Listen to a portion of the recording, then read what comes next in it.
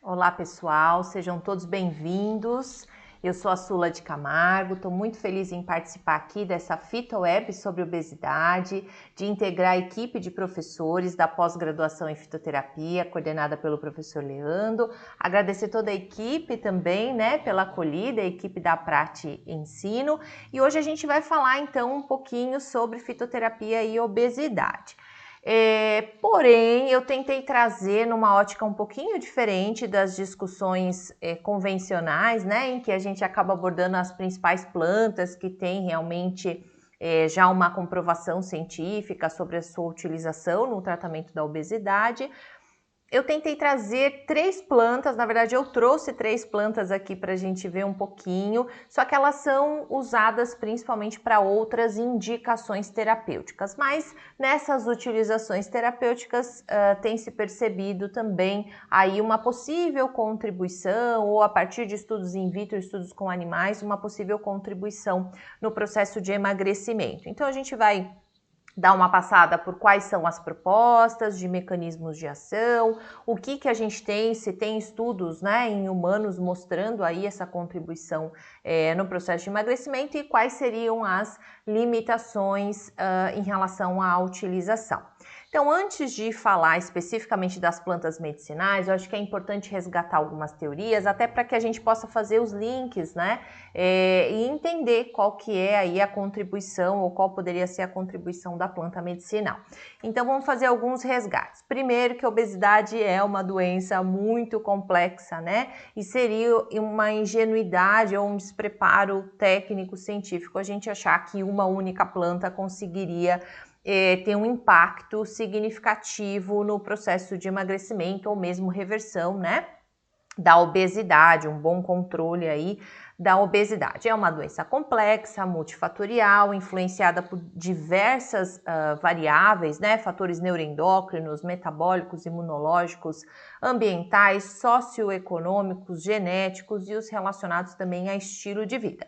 Então, a gente já tem que começar partindo do princípio que vai ser um conjunto de ações, mas principalmente focados em mudança de estilo de vida e entendendo aí, especialmente dentro, dessas mudanças de estilo de vida, aspectos relacionados a um padrão alimentar, à prática de atividade física, a uma vida mais ativa, de escolhas mais saudáveis. Mas a gente vai recortar alguns aspectos para tratar hoje, mas vamos lembrar que faz parte de um contexto aí muito maior e complexo.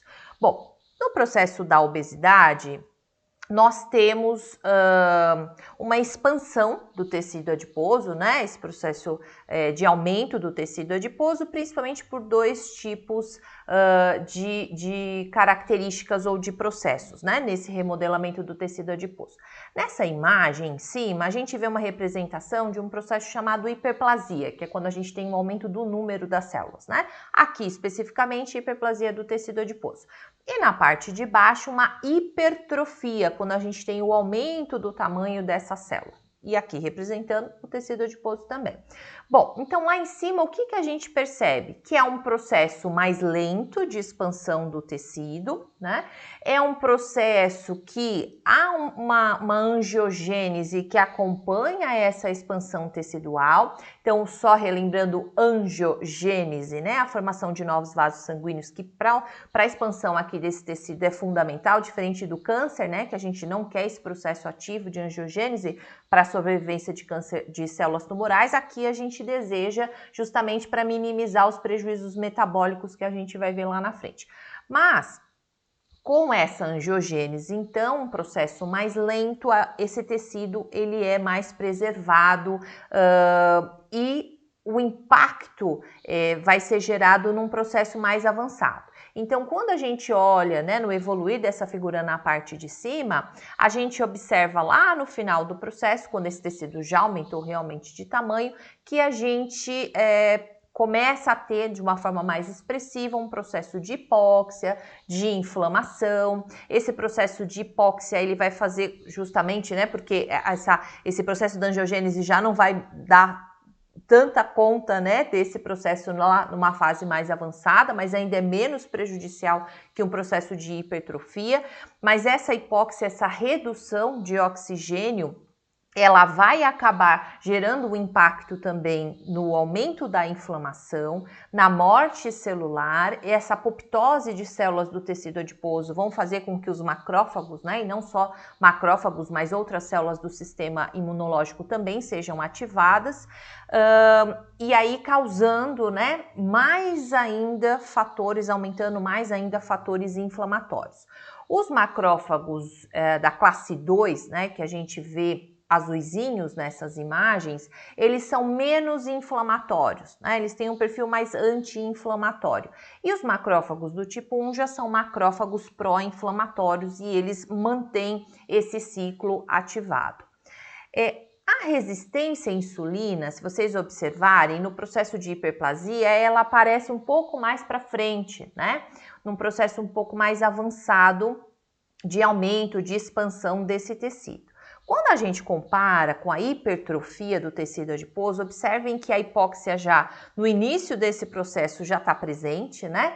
E ela vai aumentando, há um estresse mecânico, né, físico também desse processo de compressão dos vasos sanguíneos que passam por essa região, dificultando então a troca, né, de oxigênio, de gás carbônico, diminuindo o aporte nutricional para essas células, fazendo com que a gente tenha uma intensificação então desse processo de hipóxia, consequentemente de aumento de produção também de espécies reativas de oxigênio, de inflamação, de morte celular e uma ativação mais intensa do sistema imunológico, havendo uma polarização de macrófagos da classe 1, que são os macrófagos então bem inflamatórios, né? E se vocês observarem também, o tecido adiposo já começa a se fibrosar num estágio mais rápido, né? Aqui onde eu tô com o cursor, a gente observa já esses desenhos aqui representando justamente a fibrose, né, do tecido adiposo. E se a gente compara com o processo de hiperplasia, isso também vai acontecer lá na frente. E essa diferença desses tipos, né, de gordura, de expansão do tecido adiposo, traz impactos importantes do ponto de vista metabólico. E o acúmulo dessa gordura, por exemplo, por hipertrofia, ela é muito mais comum na região visceral, na região abdominal, né? Mas o fato de estar próximo ali às vísceras, né, é o que vai trazer um maior prejuízo para a saúde. E é um tecido muito mais lipolítico, e isso é muito ruim, né? Porque esses ácidos graxos livres, eles acabam estimulando, por exemplo, receptores do tipo TOL, né? Toll-like receptor. Essa ativação faz com que a gente ative uma via de sinalização chamada via de sinalização do NF-κB. Eu vou falar um pouquinho, vou resgatar alguns aspectos mais para frente, mas é um processo que mantém continuamente, né, essa ativação, e é um tecido muito lipolítico, esse tecido hipertrófico. Nós vamos ter um aumento da secreção de citocinas inflamatórias que não ficam só na região do tecido adiposo. Essa inflamação ela acaba sendo sistêmica e que vai ter uma relação direta com resistência insulínica, a gente vai resgatar isso também, e com estresse oxidativo. Uma diminuição de adipocinas anti-inflamatórias, como por exemplo a adiponectina e leptina, né? Aumento da síntese de moléculas de adesão e maior permeabilidade, complicando ainda mais esse processo inflamatório, atraindo mais células do sistema imunológico, e maior morte de adipócitos, que isso acontece comparativamente em indivíduos obesos e saudáveis, numa maior frequência, numa maior intensidade em indivíduos obesos. Essa figura, ela traz uma representação, parece complexa, né, a princípio, mas vamos lá pelo lado direito, tá, da imagem. Então, a gente vê nesse processo de expansão, né, um prejuízo da vascularização, um aumento de inflamação com polarização de macrófagos do tipo 1, um processo de fibrose importante, né, que já vai tomando conta também desse tecido adiposo. Lá em cima, disfunção mitocondrial, isso é um processo comum na obesidade. A gente vê que os pacientes obesos, eles cursam com essa disfunção mitocondrial, e isso é péssimo, inclusive, para que eles consigam sair desse quadro de obesidade, e fora o aumento do risco de várias doenças crônicas não transmissíveis, né, como doenças neurodegenerativas e outras. Então, a gente precisa de um bom funcionamento da mitocôndria, a célula precisa de energia, né, para suas funções, a gente precisa dos processos oxidativos ocorrendo e outras funções também. E fora que a disfunção mitocondrial, ela acaba acarretando um aumento, uma intensificação na produção de espécies reativas de oxigênio. Bom, aqui no centro, então a gente tem, né, com essa hipertrofia também do adipócito, um aumento do estresse do retículo endoplasmático. Existe uma relação também desse estresse de retículo endoplasmático com a sensibilidade à leptina, então uma certa correlação com a tal da resistência à leptina, que existe um questionamento, né, de ser uma resistência à leptina ou uma baixa da sensibilidade aos receptores à leptina, mas de uma forma geral eu vou tratar como resistência, né, à leptina durante essa aula para ficar mais fácil a nossa comunicação. Intensificação de hipóxia, um processo lipolítico aumentado e a gente já viu, né? Uma queda na sinalização da insulina. Existe essa relação direta, nós vamos ver que tem um ponto-chave, né, que liga aí esse processo inflamatório com resistência insulínica. Existem vários pontos, mas a gente vai destacar um principalmente. E aqui, ó, nós temos uma maior conversão neste tecido adiposo hipertrofiado de cortisona em cortisol, que é a forma ativa, né? Pela 11-beta-hidroxiesteroide desidrogenase. Nós vamos ver que uma das plantas que eu vou trazer hoje, que é o Panax ginseng, tem uma atuação favorável, né, na redução desses níveis de cortisol, que no obeso inicialmente é um hipercortisolismo funcional, mas que pode sim bioquimicamente depois haver um impacto, né? Bem, e aí nesse processo então a gente tem instalado aqui do lado esquerdo, né, uma inflamação crônica de baixo grau, chamada também parainflamação, meta-inflamação, para diferenciar daquela inflamação clássica, né? Com aumento de citocinas, com queda, né, de adiponectina, que é anti-inflamatória, que auxilia no controle de resistência insulínica, e todas essas alterações no tecido, principalmente aqui voltada à inflamação crônica de baixo grau, lá do lado esquerdo a gente vai ver, né, ela vai prejudicar a resposta metabólica central. E justamente essa resposta metabólica central, ela tem uma contribuição importante, principalmente no consumo, né, alimentar, na ingestão alimentar. São várias as repercussões metabólicas, vou destacar aqui embaixo do lado esquerdo a glicotoxicidade e a lipotoxicidade, e que vai ter uma atuação não só no tecido adiposo, a gente sabe que vários tecidos vão ser comprometidos, infelizmente. Bom, e ainda falando em meta-inflamação ou para-inflamação, essa é uma imagem antiga, mas ela é muito interessante porque ela traz também de uma forma resumida, né, algumas vias aí que são ativadas. Lá do lado esquerdo, a gente tem a representação de nutrientes ou alguns metabólitos específicos. Vamos pensar aqui em excesso de energia, além das necessidades ali, né, do indivíduo, ele acaba consumindo muito mais energia do que ele gasta, o consumo de ácidos graxos saturados e alguns outros componentes da alimentação que ativam, que aumentam a fosforilação de várias quinases. Aqui nessa figura no centro, a gente tem a representação principalmente de três. A PKR, a IKK, que talvez seja a mais famosa, né? E a segunda mais famosa aí é a CEJAN terminal, que é a JNK. Todas são quinases, né? São proteínas quinases. E quando elas são fosforiladas, elas têm a sua atividade aumentada, elas vão aumentar ali a ativação de vias que tem relação com o aumento da translocação de fatores de transcrições importantes que têm uma relação íntima com o processo inflamatório. Vou destacar aqui primeiro essa via cor-de-rosa, né, vermelhinha, que é da IKK. A IKK, então, ela vai fazer com que uma série de ações sejam desencadeadas para fosforilar e degradar, consequentemente, né, o inibidor do NF-κB, conhecido como IKB-alfa, tá? Quando o NF-κB está ligadinho no seu inibidor, ele não está ativo, né? A partir do momento que esse inibidor é degradado, né, ele é fosforilado e degradado, o NF-κB transloca para o núcleo da célula e se liga em regiões promotoras de genes relacionados à inflamação. Falam em 200 ou mais de 200 genes relacionados a processos inflamatórios. Pela via da JNK, nós também temos a translocação de um fator de transcrição importantíssimo, que é o complexo AP1, né? Ele translocando também, nós vamos ter aí uma potencialização desse processo inflamatório, a gente vai aumentar, né, a expressão de genes que tem relação direta com a codificação, com a expressão de proteínas inflamatórias, e a PKR também, né, translocando o IRF, também nós temos esse processo ativado. Se a gente for para cima nessa figura, a gente vai ver um bloqueio toda vez que existe, né, um risquinho cortadinho, quer dizer que aquela via foi inibida, claro que não é 100%, ela é parcialmente inibida. E lembrando que aqui a gente tem um recorte, né? Os processos eles acontecem concomitantemente, existem várias interrelações que aumentam ou prejudicam essas funções, mas de um ponto de vista teórico recortado, né? Dessa forma que vai acontecer, e a gente vê aqui um prejuízo importante na resposta da ligação ali da insulina no seu receptor.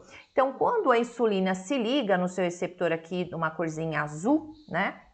A gente vai ter, lá dentro da célula tem dois terminaizinhos, e se esse processo acontecesse de forma adequada, um desses terminais iria ser fosforilado em serina. Com essas quinases ativadas, principalmente a JNK, mas não só ela, nós temos um prejuízo nessa fosforilação.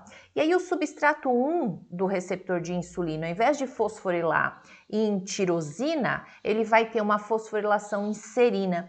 Toda aquela via do fosfatidil-inositol 3, quinase e AKT não vai funcionar, a gente não vai ter essa resposta adequada, o GLUT4 não vai migrar lá para a membrana da célula e captar glicose, e nós vamos ter um prejuízo importante, né, havendo aí a longo prazo, conforme esse estímulo se cronifique, né, um quadro de resistência à insulina. Isso é muito ruim, a gente vai ter repercussão em vários tecidos, o próprio tecido adiposo, o tecido hepático, o tecido muscular, etc. Então aqui a gente tem, além da inflamação, a gente tem um processo de resistência também à insulina.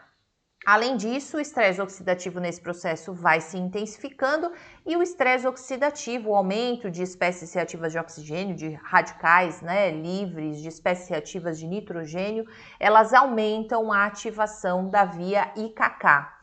E aumentando essa via IKK, a gente viu a translocação de NF-κB, que é um dos fatores que piora o estresse oxidativo. Então é um ciclo, né, vicioso, e que também dificulta para o nosso paciente sair desse quadro.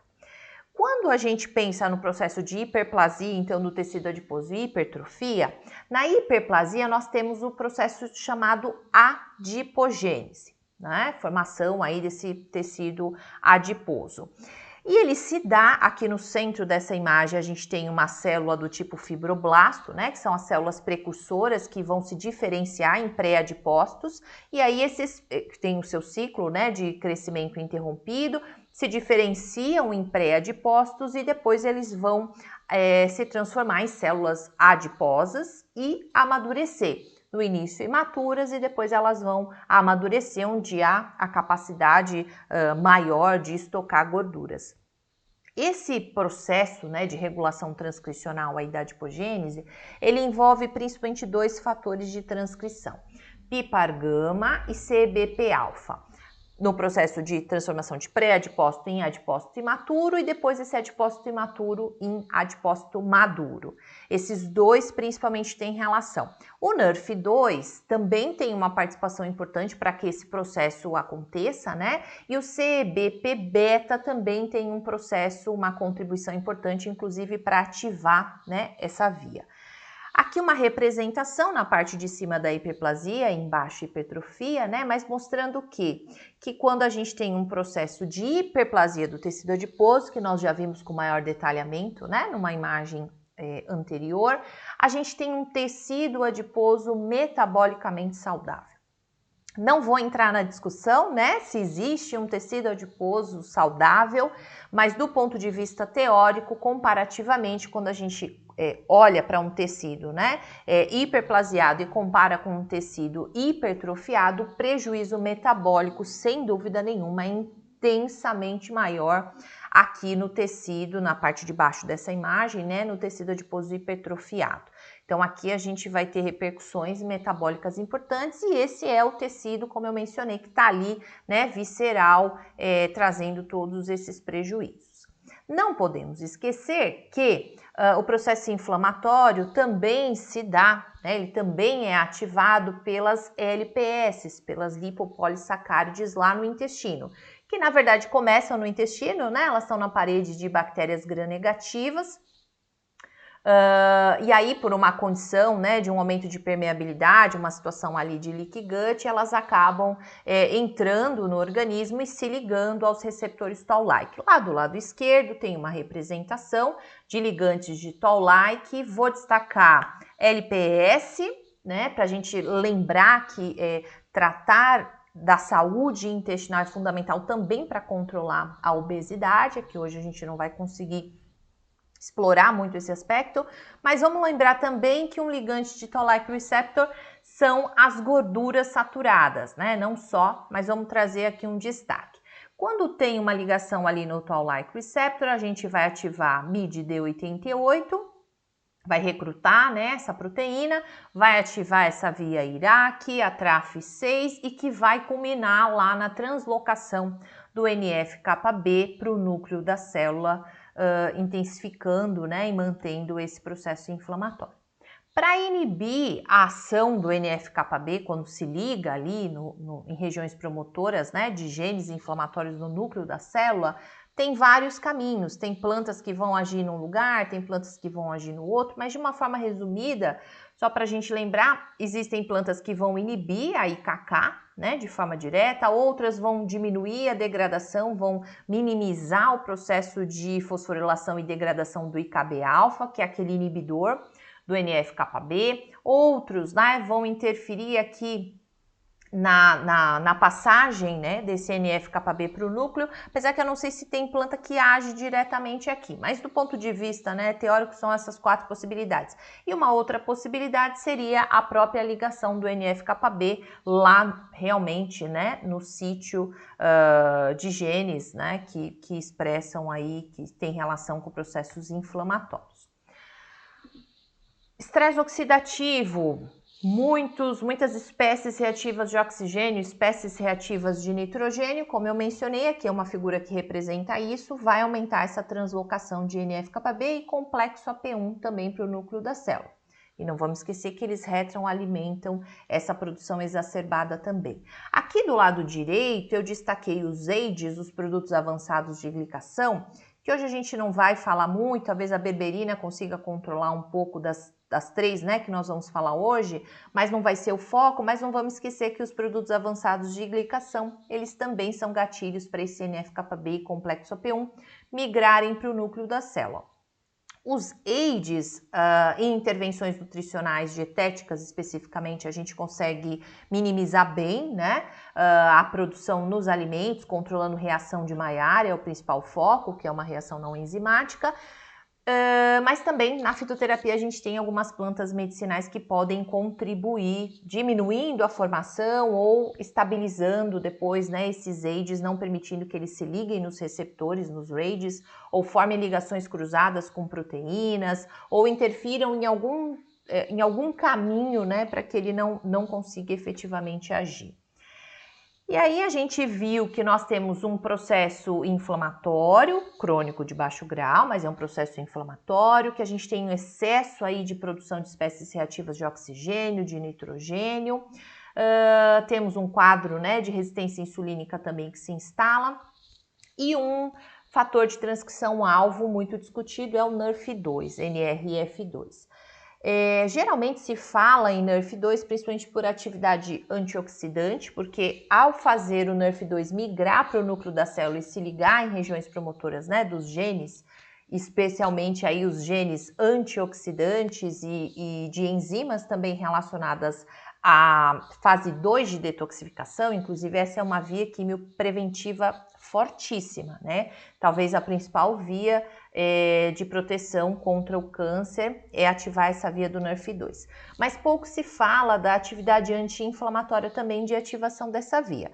Ainda não se sabe no processo da obesidade, efetivamente, né, o que é, o quanto é favorável, quanto é prejudicial, que interrelações poderiam prejudicar o processo, mas de um ponto geral, né, de vista teórico, aumentar a translocação de NRF2 favorece o controle tanto do estresse oxidativo quanto do processo inflamatório. E aqui uma representação simplificada, né, do aumento aqui da expressão de genes que são codificados por esses genes que o NRF2 acaba ativando. Nós teríamos o melhor controle de LPS, de citocinas inflamatórias e a diminuição da atividade de genes, de expressão e atividade de genes inflamatórios. Né? Então, uma via também que a gente vai acabar passando por algumas plantas hoje.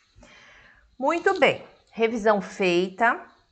Agora a gente consegue ir linkando, né, com o que a gente vai ver aqui com algumas plantas. Então, das três, a primeira que eu vou trazer, na verdade não é uma planta, são algumas que vão fornecer berberina. Berberina é um alcaloide que está presente nessas plantas.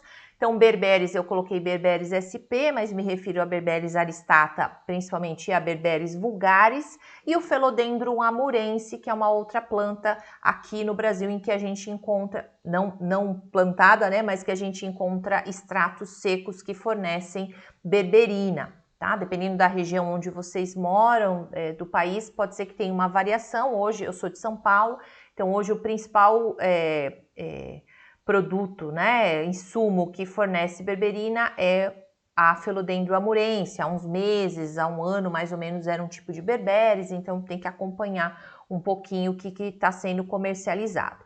Para estas plantas aqui, a parte utilizada é a casca da raiz. Fiquem atentos porque como muitas, mas muitas outras plantas podem fornecer berberina, a gente tem que ver o que está chegando no nosso mercado e qual que é a parte certa, né, que fornece a berberina.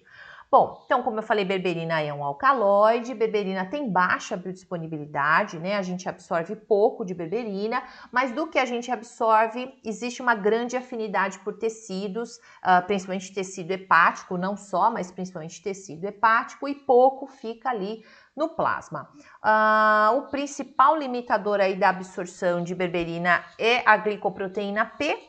Glicoproteína P, uma bomba de efluxo, né? Então ela fica ali na célula epitelial, ela não deixa entrar ou deixa parcialmente, porque ela não consegue controlar tudo. E glicoproteína P não controla só a entrada de berberina, mas controla a entrada de um monte de medicamento e de outros fitoquímicos, tá? Então a gente vai ter que tomar bastante cuidado também nos nossos raciocínios, porque uma das estratégias vai ser tentar inibir um pouco a atividade de glicoproteína P. O que a gente tem que pensar? Que inibindo glicoproteína P não aumenta a absorção só de berberina. Pode, né, aumentar também a absorção de outros fitoquímicos e medicamentos que acabam sofrendo aí efluxo por essa proteína. Não da mesma forma que cúrcuma longa, mas também para a berberina tem se estudado estratégias, sistemas de entrega para a berberina, nanocarreadores, nanotecnologias envolvidas, principalmente. Do ponto de vista do dia a dia, né, prático ali, geralmente a gente faz uma associação de berberina com silimarina, uma proporção de 5:1, eu vou mostrar depois um estudo mostrando um resultado favorável nessa associação, mas muita coisa ainda precisa ser compreendida dessa relação. Mas, né, a partir dos dados que a gente tem, a silimarina, que é um conjunto de substâncias que são encontrados lá no Siribum mariano, que é conhecido popularmente como cardo mariano, essas substâncias teriam a capacidade de inibir glicoproteína P, favorecendo a absorção de berberina. Sofre, né, metabolismo por diversas CYPs, principalmente a CYP2D6, seguida aí de outras CYPs, mas também berberina interfere na atividade dessas CYPs, que a gente vai dar uma olhadinha mais para frente na parte de interação. Bom, E aí, qual é a proposta? Primeiro, berberina é conhecida como metformina-like, ela é muito utilizada nos tratamentos do diabetes mellitus do tipo 2, de síndrome de ovário policístico, em quadros em que a gente tenha também a resistência insulínica. Mas a primeira indicação terapêutica mais forte, mais robusta, inclusive que a gente encontra evidência científica na literatura para sustentar é a ação hipoglicemiante, certo? Aqui eu vou tentar trazer num contexto do processo de emagrecimento, a gente vai ver quais são as possibilidades, mas quais são as limitações, mas a berberina tem sido utilizada também com essa finalidade. Eu falo berberina só para facilitar, para não ter que falar o nome da planta, mas na fitoterapia a gente não prescreve, né, o princípio ativo ou não prescreve a substância ativa. A gente prescreve um derivado vegetal ou a droga vegetal, dependendo, né, do que for. Aqui não, né, aqui a gente vai trabalhar com um derivado vegetal que é o extrato, e eu vou mostrar o que a gente tem de opção aí no mercado, mas eu vou falar berberina só para facilitar. Então, qual é a proposta? Vamos do lado esquerdo aqui da figura, né? Berberina auxiliando no controle de estresse oxidativo, por quê? Porque ela aumenta nos estudos in vitro, né? Alguns estudos em animais têm mostrado que ela aumenta a atividade de superóxido dismutase, catalase e algumas glutationas, diminuindo marcadores de peroxidação lipídica, aqui representado pelo malonialdeído, MDA. Além disso, redução de citocinas inflamatórias, redução de óxido nítrico sintase induzível, né, que ela tem uma relação direta com inflamação, e COX-2, que é a ciclooxigenase 2. Então, a gente tem ciclooxigenase 1, que é a COX-1, e ciclooxigenase 2, que é a COX-2. A COX-2 ela é indutível, também é induzível em processos inflamatórios, exceto algumas situações, células endoteliais que têm constitutivamente COX-2 e algumas outras células, mas de forma geral ela é induzida em processo inflamatório. E é um alvo-chave também nos processos de inflamação crônica de baixo grau. E ela está diretamente relacionada ao aumento do risco de várias doenças crônicas não transmissíveis. E na obesidade é foco também, é alvo terapêutico. E essas contribuições, então, vão gerar um melhor controle da resistência insulínica, vão auxiliar num processo inflamatório reduzido e no controle do estresse oxidativo. Aqui, quase no meio, né, dessa imagem, a gente vê os dois pipares, o pipar gama e o pipar alfa. Esse artigo ele traz uma discussão do aumento, né, da atividade desse pipar gama e uma redução do pipar alfa, mas eu vou apresentar um outro estudo que traz alguns questionamentos em relação a essa atividade, tá? E faz uma proposta um pouco diferente. O que mais eu vou destacar? Do lado direito aqui, ó, no último quadradinho retângulo azul, um aumento da atividade de enzimas relacionadas à beta-oxidação, que num processo de emagrecimento é importante. A gente busca plantas que auxiliem no processo de lipólise, mas que aumentem também a beta-oxidação, que dissipem energia na forma de calor, né, aumentando a termogênese. Então a gente vai fazendo alguns combinados para tentar potencializar. Algumas propostas, né, de mecanismos de ação envolvem esse aumento da atividade de enzimas relacionadas à beta-oxidação, e depois a gente vai ver uma enzima, né, que é a carnitina palmitoiltransferase, que melhora o deslocamento de ácidos graxos de cadeia longa para a mitocôndria, para a parte interna da mitocôndria, para que a gente tenha, né, o processo de beta-oxidação também aí otimizado. Claro, se o organismo não gerar demanda, né, para gastar essa energia, não vai adiantar nada, depois a gente volta a ressintetizar gordura e guardar na pancinha ali no tecido adiposo, não tem jeito. Então, por isso que a mudança do estilo de vida, o aumento da atividade de uma forma geral, de uma vida mais ativa, né, faz com que a gente consiga ter resultados mais otimizados. Bom, aqui, vamos lá para cima nos fatores de transcrição. Esse artigo ele faz uma revisão sobre alvos moleculares, uma revisão bem interessante. E vamos então para esses fatores de transcrição. Vejam lá, redução de NF-κB, já vimos a importância. Antes do NF-κB nós temos aqui o SREBP1C e esse outro que eu nem vou me arriscar a falar essas siglas, mas são dois fatores de transcrição relacionados à lipogênese. Então, aqui a gente não está falando em adipogênese, nós estamos falando em lipogênese, o acúmulo dessa gordura de síntese, né, e o acúmulo dessa gordura, seja no sangue, seja no tecido adiposo. Bom, lá em cima, aumento de PPAR-alfa. O PPAR-alfa é um fator de transcrição que está relacionado à transcrição de genes envolvidos em termogênese, em biogênese mitocondrial, em melhor utilização e melhor metabolismo glicídico e outras funções. E redução de PPAR-gama. Bom, eu não falei, deveria ter falado, mas eu esqueci de falar lá na hiperplasia do tecido adiposo, que aparentemente parece algo muito ruim, né? Aumentar o tecido adiposo, mas a gente viu que comparativamente, do ponto de vista metabólico, ele é menos prejudicial, e aumentar tecido adiposo por hiperplasia é uma forma de controlar a resistência insulínica e inflamação. Por quê? Porque o tecido adiposo sequestra, né, a gordura, os ácidos graxos livres, acumula, e isso vai desencadear uma série ali de alterações metabólicas que vão ajudar no controle da inflamação, da resistência insulínica e da sensibilidade à insulina. Então, é importante.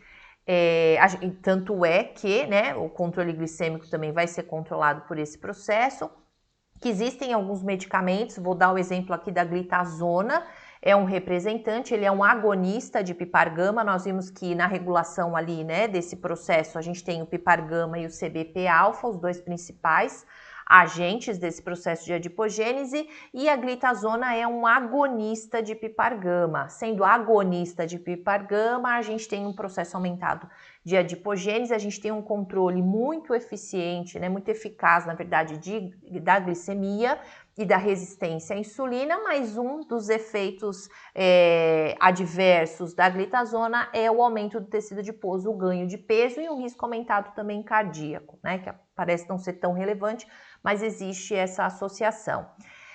Bom, aí a gente tem que pôr na balança, seria uma outra discussão, né? Se a estratégia vai ser aumentar a adipogênese ou não, vai depender da situação, mas de modo geral a gente busca uma redução de formação de tecido adiposo, seja por hiperplasia, seja por hipertrofia. E aqui a proposta é que a berberina diminua a atividade de PPAR-gama, diminuindo então o processo de adipogênese. Do lado direito, lá em cima ainda, citocinas inflamatórias, então a gente tem o inflamossomo, né, reduzido, o NLRP3, interleucinas inflamatórias, visfatina, que também é inflamatória, MCP1, que atrai, né, os monócitos para se transformarem em macrófagos, invadirem os tecidos e darem continuidade a todo esse processo inflamatório. COX-2, proteína C reativa, TNF-alfa, interleucina 6, berberina consegue controlar, a proposta, né, é que ela consiga controlar essas citocinas inflamatórias também. Proteínas quinases, do lado direito, descendo um pouquinho, vejam aí novamente, né, a fosfatidil-inositol 3 quinase, AKT, melhorando a via da resposta da insulina, melhorando aqui, diminuindo, por exemplo, P38, que faz parte da família MAPK, né? MAPK quinase, que tem uma relação direta com inflamação, é um dos ativadores também da translocação de NF-κB e vários outros processos, né? Depois, se vocês se interessarem, podem pegar o artigo, ler na íntegra, é uma revisão bem interessante. E vou fechar esse slide aqui, trazendo no quadrinho de enzimas lá em cima, o aumento da expressão de sirtuína 1. A sirtuína 1, ela tem um papel importantíssimo aqui na obesidade, mas nas doenças crônicas de uma forma geral, no processo de envelhecimento. Vou destacar uma das atuações que a gente vai ver na biogênese mitocondrial. Mas só para não esquecer, deixei aqui o aumento, né, da fosforilação da via MPK, que a redução de NF-κB parece ser dependente do aumento da fosforilação da via MPK. E a gente vai falar muito, vai ver muito a vida inteira dessa via, porque ela tem uma relação direta com as alterações metabólicas, né, as principais e as doenças metabólicas de uma forma geral. Bom, vamos falar de sirtuína. Quando a gente fala de sirtuína, geralmente a gente lembra de resveratrol, né? Mas a berberina é uma que aumenta a atividade, aqui a expressão é atividade de sirtuína, tá em verdinho lá embaixo da figura. Aumentando a expressão, se tudo correr bem, né, se o processo fluir aqui de forma adequada, a gente vai ter o aumento da desacetilação do PGC1-alfa. PGC1-alfa é conhecido como um gene mestre, né, o principal envolvido no processo de biogênese mitocondrial. Tanto se fala hoje em dia, na verdade já há muitos anos, né, sobre biogênese mitocondrial. Ativado esse PGC1-alfa, ele vai fazer com que haja um aumento de vários fatores de transcrição mitocondrial, né, para que a gente então possa efetivar esse processo de biogênese mitocondrial. Parece um processo simples do ponto de vista teórico, mas para realmente traduzir essas proteínas, o processo realmente acontecer, isso é muito complexo e tem muitas limitações, né, muitas lacunas nos estudos. A gente vê muito aumento de RNA, de RNA de PGC1-alfa, mas a gente não vê estudos comprovando, por exemplo, a tradução, né, ou efetivamente o processo de biogênese. Então, tem muitas limitações. Biogênese é estudada também no exercício, né, existem alguns exercícios que podem potencializar, mas existem algumas plantas medicinais que acabam tendo aí uma interface com esse processo. Biogênese mitocondrial, então, seria, né, o aumento da quantidade e da qualidade dessas mitocôndrias no seu funcionamento. A gente não cria novas mitocôndrias, né? A gente tem um processo aí de aumento do tamanho de mitocôndrias já existentes que se dividem ali por fissão e depois o organismo vai mandando proteínas, né? E o que for necessário para compor aquela mitocôndria ali. E aí vocês vão ver aqui embaixo também que além da sirtuína, a gente tem um aumento de PGC1-alfa pela via da MPK, que a berberina também atua aqui. Só que a berberina não desacetila, a MPK não desacetila, a MPK ela fosforila, então ela vai fosforilar PGC1-alfa, mas o processo é o mesmo, vai cair no mesmo lugar, né? Que seria aí o final, a biogênese mitocondrial. Por ativação dessa via, por aumento de PGC1-alfa, aqui representado pela fosforilação de AMPK, mas poderia ser também, né, pela sirtuína, desacetilação pela sirtuína, esse estudo ele traz uma proposta de que a berberina faz com que a gente otimize a atividade do tecido adiposo marrom pré-existente, aumente o processo de beigificação, que é tornar, né, aquele tecido adiposo branco um pouco mais escuro, com mais mitocôndrias, que ele tenha mais atividade, né, o que contribuiria também com o processo aumentado de termogênese. O que os estudos dizem é o seguinte, que esse processo de beigificação seja dependente do tempo, né? Então que a gente precisaria de um tempo muito prolongado no uso de berberina para realmente conseguir ativar esse processo. Berberina a gente tem estudos longos com 1 ano, 2 anos, até mais de 2 anos no tratamento do diabetes, né? Mas a gente tem uma certa segurança na utilização.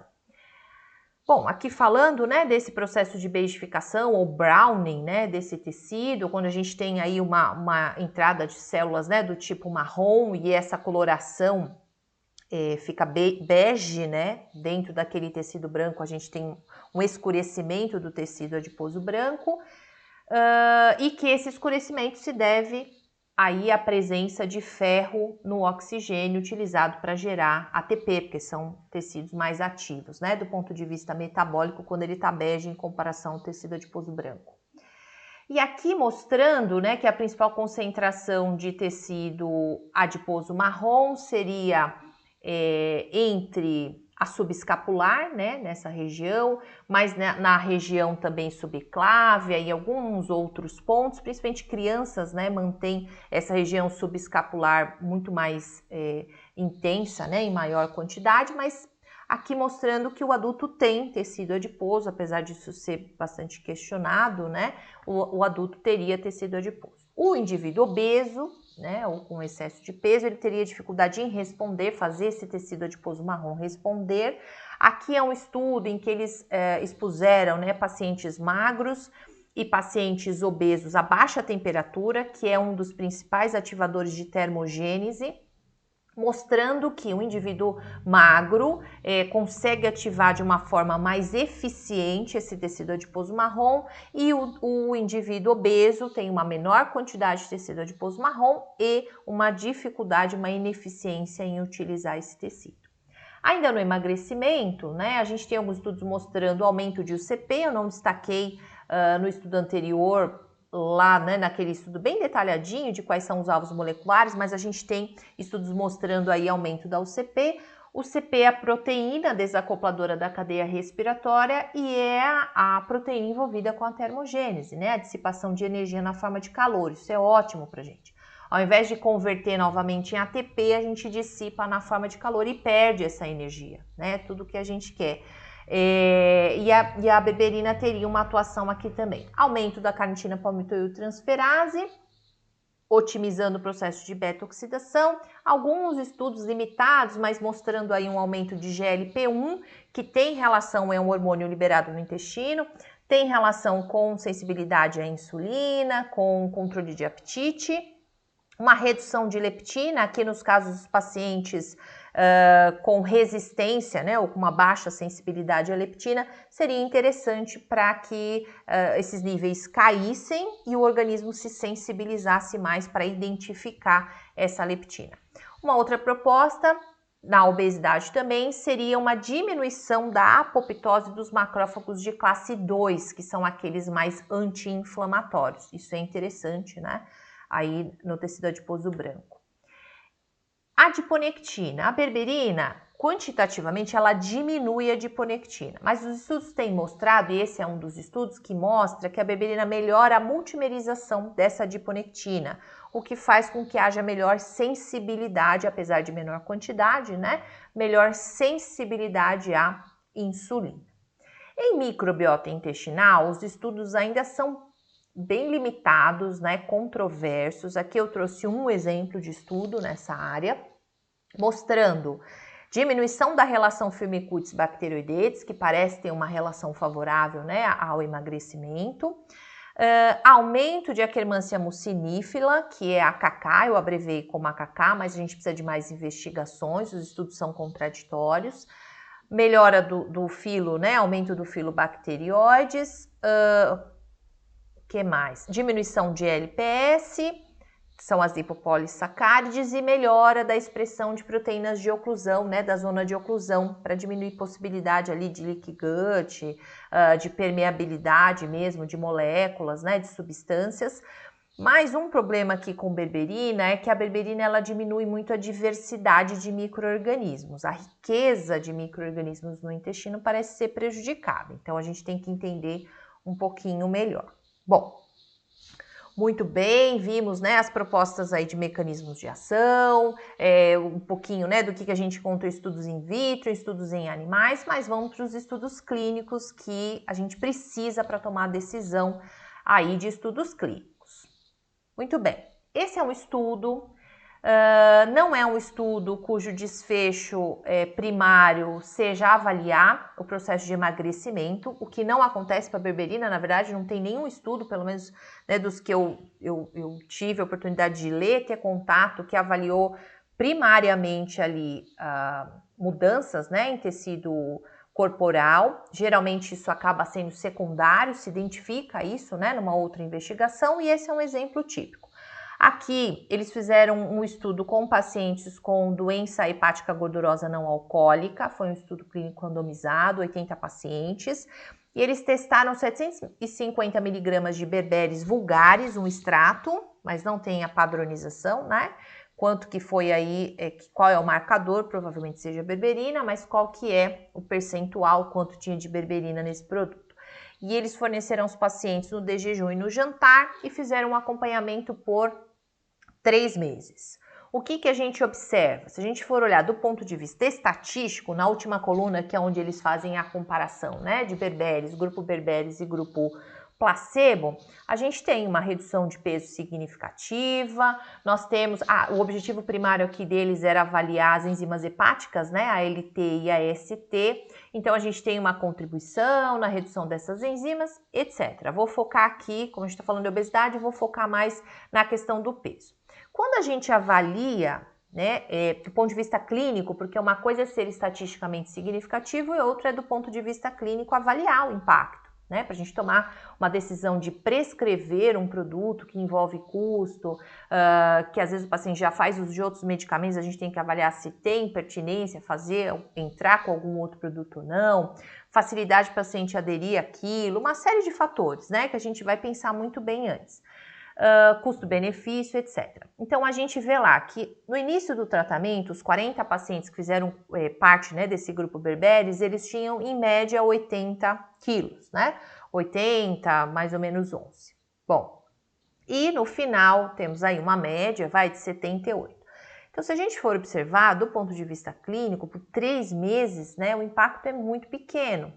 Pode ser que seja a dose, né, a padronização, a forma como esse produto foi oferecido. Então, tudo isso a gente vai ter que acompanhar nos estudos, né, que vão surgir e que o ideal seria que primariamente avaliassem isso, né? E aqui também está se falando em peso de uma forma geral.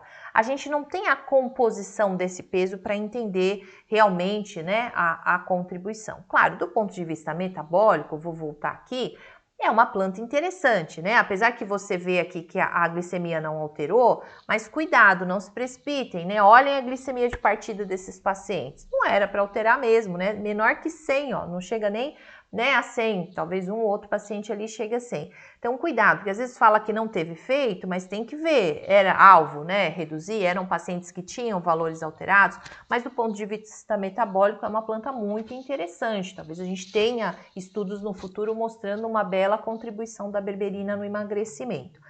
Aqui é uma revisão sistemática com meta-análise e eles tentaram investigar justamente a contribuição da berberina em parâmetros e índices aí relacionados à obesidade. Eles incluíram 10 estudos, mas quando a gente faz uma avaliação desses estudos, a gente vê que poucos, né, fizeram efetivamente, acho que 5 avaliaram efetivamente ali peso, IMC, circunferência de cintura, etc. Muitos avaliaram 5 ou até mais, é que eles não incluíram todos, mas eles avaliaram só IMC e circunferência de cintura. O que essa meta-análise chegou à conclusão? Que berberina tem um impacto na redução do IMC, mas não tem impacto na redução do peso. Nossa, que coisa estranha, né? Como se o peso tem uma relação direta com o IMC. Sim. E aí, o que é que eles trazem de discussão? Um principal ponto é que a qualidade e o tipo do estudo não permite ali um bom tratamento estatístico e isso acaba prejudicando o restante, né, dos resultados. E um outro ponto é justamente esses estudos que eles incluíram que só avaliaram o IMC e circunferência de cintura, o que limitou a avaliar o peso. Então, chegaram a uma conclusão que sim, tem um impacto na redução de IMC, mas o peso efetivamente não teve um impacto significativo. Ou seja, a gente precisa de estudos para entender melhor esse processo da berberina no emagrecimento. Ah, mas eu não posso usar a berberina com essa finalidade? Então, a gente leva em consideração alguns aspectos, né? Tem profissionais que pensam o seguinte: se eu não tenho evidência clínica específica para aquela finalidade terapêutica ou se elas não são robustas, eu não uso, né? Tem profissionais que vão pensar o quê? Olha, é uma planta, né? Que é um alcaloide muito estudado, já há muito tempo, né? Se estuda, a gente tem segurança na utilização, claro, existem doses preconizadas, uma série de cuidados, né? Que se tem. Mas é uma planta segura, ela traz benefícios metabólicos importantes, aqui a gente não está discutindo, mas glicemia, lipemia, né? Até pressão arterial, apesar de poucos estudos ainda clínicos, mas um controle em pressão arterial, esteatose hepática, ela tem sido estudada. Então, uma série de fatores que do ponto de vista metabólico para um paciente obeso, é muito relevante, né? Mesmo num tratamento, por exemplo, dietético, vou puxar a sardinha porque eu sou nutricionista, mas muitas vezes a gente não consegue o emagrecimento efetivamente do paciente, mas a gente consegue alterações metabólicas que são benéficas para a saúde dele e tá valendo, né? Então, desse ponto de vista, a gente tem a berberina como uma possibilidade interessante.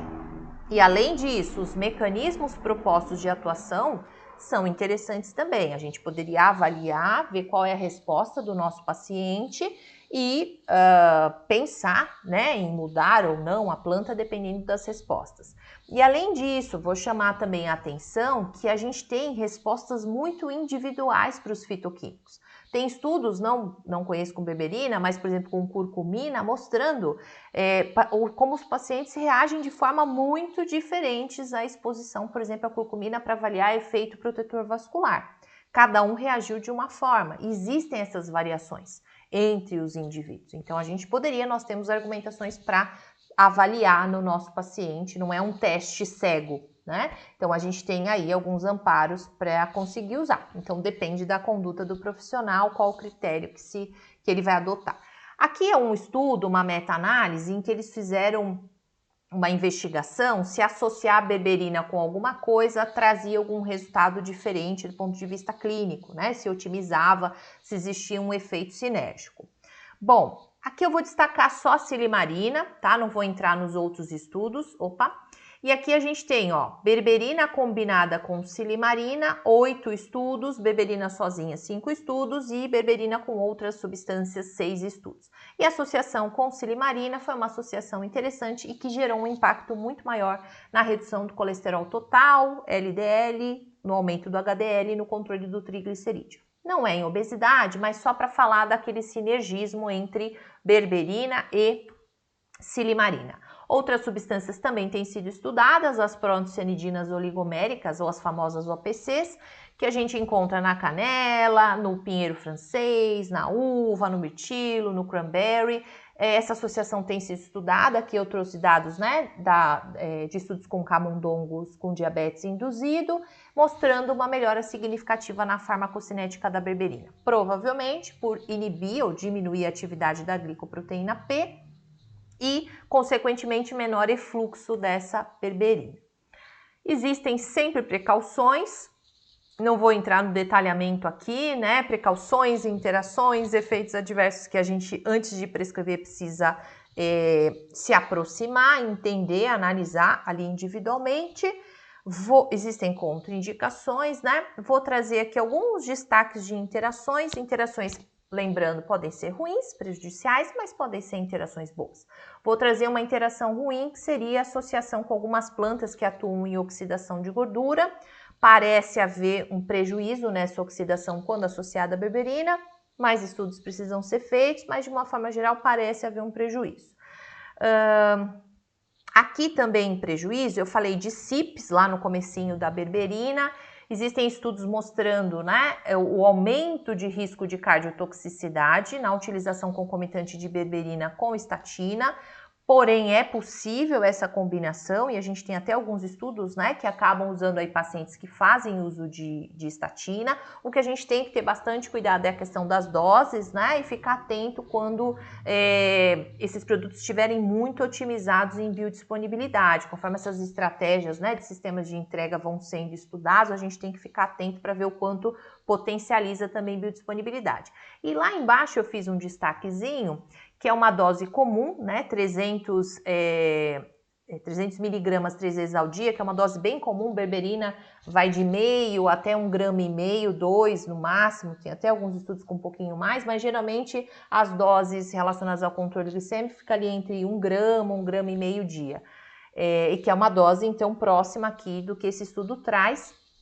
que o uso repetido, né, administração oral repetida, pode reduzir a atividade de algumas CIPs, como, por exemplo, a CYP2D6, CYP2C9 e CYP3A4. Reduzir a atividade de uma CYP quer dizer que a gente vai diminuir a metabolização dos medicamentos, dos fitoquímicos, das substâncias, dos xenobióticos que passam por essas vias de metabolização. Então, deixei aqui alguns exemplos bem resumidos, né? Mas só para ver que tem muitos medicamentos importantes, né? Que passam por essas vias citadas e que isso precisa ser avaliado individualmente, né? Porque a gente tem uma questão teórica, mas não é para tudo também que se tem os estudos clínicos mostrando realmente essas intervenções e o impacto clínico, mas é algo para a gente avaliar. Esse especificamente tem estudo com humanos mostrando interferência nessas CYPs. Bom, e existem interações positivas, aqui é um exemplo, né, de interação positiva de berberina, reduzindo o risco de reações tóxicas no uso de algumas drogas antitumorais. Então, podem ter interações ruins, mas podem ter interações boas também. Muito bem, explorei bastante a berberina, mas aqui eu vou dar uma enxugadinha.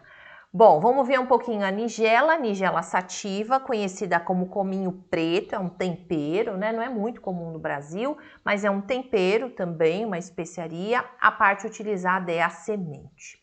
O composto ainda não foi padronizado como marcador, né? Mas o principal composto é a timoquinona, existem outras substâncias, mas principalmente a timoquinona que é estudada.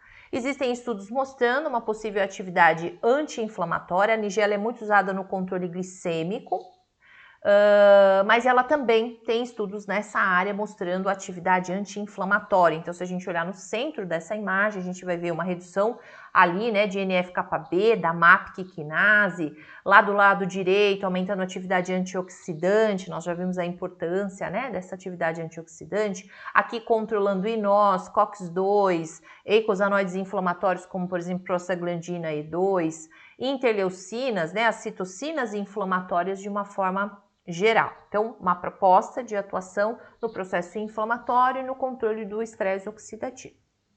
Aqui o estudo clínico, uma revisão sistemática com meta-análise, mostrando a contribuição da nigella no controle de proteína C reativa, que é um dos marcadores, né? Não só ele, mas PAI-1 e outros marcadores são importantes para a gente avaliar esse parâmetro inflamatório.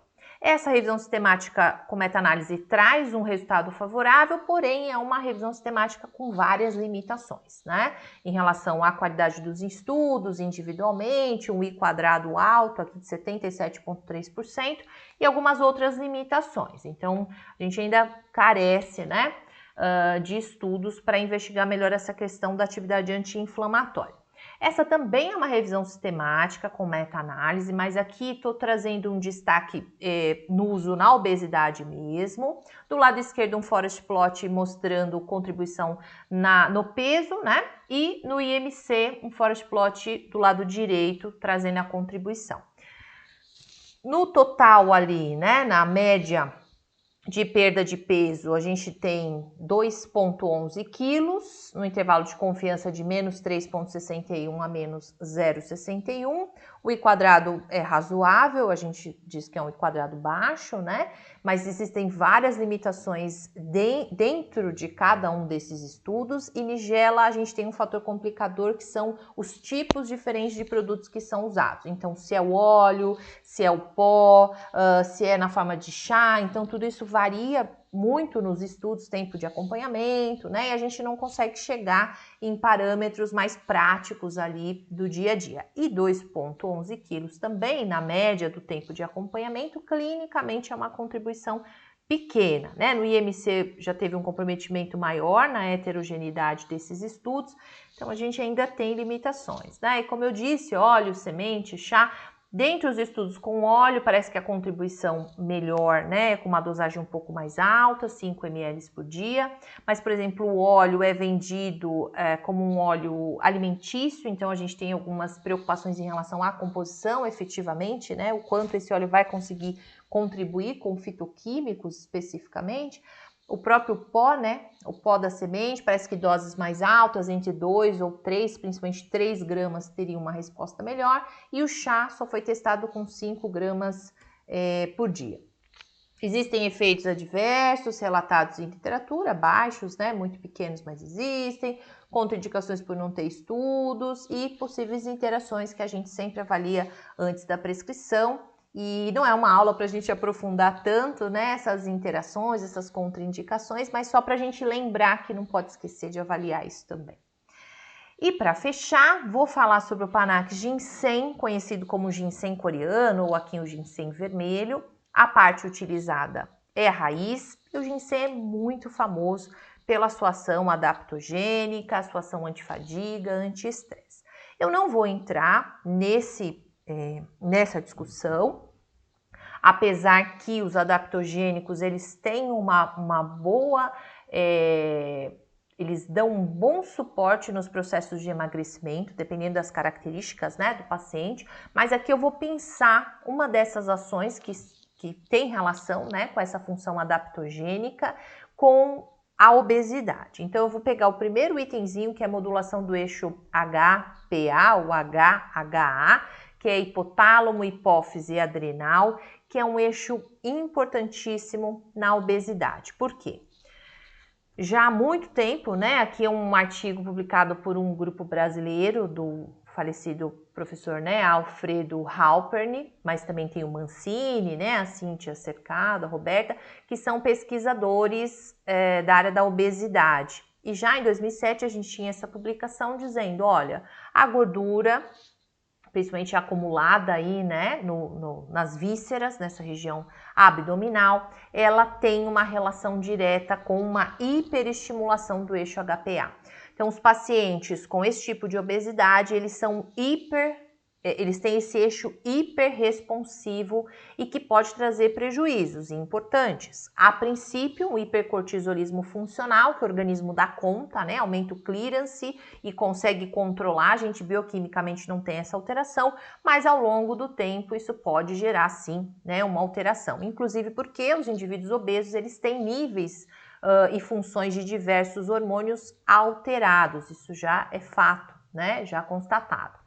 E o aumento dessa atividade glicocorticoide nessa gordura abdominal, ela se dá principalmente, a gente já viu naquela figura da Nature, no comecinho da aula, pelo aumento da atividade da 11-beta-hidroxiesteroide desidrogenase, do tipo 1, né, que converte a cortisona em cortisol. Isso traz, né, uma atuação constante desse cortisol no tecido adiposo, principalmente, e depois pode ter uma ação sistêmica. Ratos obesos com resistência à leptina, com aumento dessa atividade, dessa enzima no tecido adiposo mental, que é o correlacionado ao nosso tecido abdominal, vai ter maior geração de glicocorticoide, vai aumentar a ativação de receptor e vai contribuir com o processo de obesidade. Aumento dessa enzima tem relação com hiperfagia em indivíduos, em humanos, né, que tem aí um IMC aumentado, eles têm uma maior atividade dessas enzimas. Então, isso também já foi identificado. Bom, no indivíduo não obeso, os níveis de cortisol, né, seguem ali a sua alteração fisiológica, a gente tem um pico no começo do dia e depois esses níveis vão caindo. Nos indivíduos obesos, esse pico, ele não acontece de forma adequada, né, o obeso acaba tendo liberação de cortisol ao longo do dia, de forma desajustada, e o cortisol é um elemento importante para aquele processo de adipogênese. Então, ele participa do processo de diferenciação do adipócito, interrompendo o crescimento celular daquelas células do tipo fibroblasto. E, além disso, ele favorece a célula a responder à ação da insulina, no sentido de aumentar também as atividades adipogênicas da insulina. Então, o cortisol vai agir aqui, destaquei em laranjinha, né? Interrompendo aqui esse ciclo de crescimento, favorecendo o processo de adipogênese.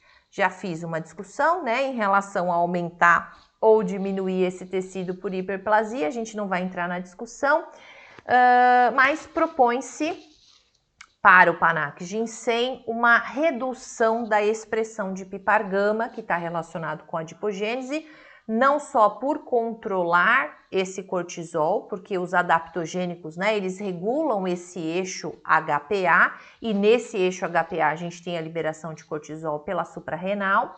Essa seria uma das ações, e por outros caminhos, provavelmente por aumentar a atividade de outros genes, de outras vias, a gente teria uma down regulation desse pipargama. Mas isso também ainda é questionável, a gente tem algumas limitações nos estudos. A ativação de AMPK é proposto também aqui para o Panax Ginseng. E do lado direito, essa figura só para ficar mais fácil, né, de gravar as informações, porque são tantas siglas, tantos nomes. Mas quando a gente tem aqui a ativação da via AMPK, nós vamos ter então um melhor metabolismo glicídico, tanto é que nos tratamentos para diabetes essa via da AMPK é fundamental. Para lipemia, a via da AMPK é fundamental, porque a gente tem um metabolismo lipídico melhorado e o metabolismo mitocondrial, que é fundamental, e a gente viu que pela via AMPK a gente consegue melhorar biogênese mitocondrial, né? Um dos caminhos ali. Propõe-se melhora da atividade da carnitina palmitoiltransferase, contribuindo com mais beta-oxidação. Uma proposta também de atividade termogênica, aumentando a expressão e atividade de UCP, então aumentando a dissipação de energia na forma de calor. uma hiperregulação do PPAR-alfa, contribuindo com biogênese mitocondrial, com termogênese também, e melhora de sensibilidade à insulina, né? Além de uma secreção aumentada de adiponectina, que age nos dois, inflamação e resistência à insulina. As folhas do Panax também têm sido estudadas, né? Provavelmente também tem uma atividade antiadipogênica, mas os estudos são incipientes ainda com a folha de Panax ginseng. Muito bem, então como eu disse, a proposta foi um pouquinho diferente, né, do que trazer as plantas que são já tradicionalmente usadas e que têm mais robustez, né, em evidência clínica para sustentar a prescrição. Aqui são algumas plantas que são utilizadas com outras finalidades terapêuticas, mas tem se observado aí alguma possibilidade de contribuição no processo de emagrecimento. Vimos as limitações, a gente ainda não consegue bater o martelo e dizer que essas plantas efetivamente contribuem, né, em humanos com o processo de emagrecimento, mas são caminhos que a gente vai acompanhar e vai entender melhor conforme as novas publicações forem saindo. Muito bem, então agradeço a atenção de todos e nos encontramos numa próxima oportunidade. Obrigada e bons estudos!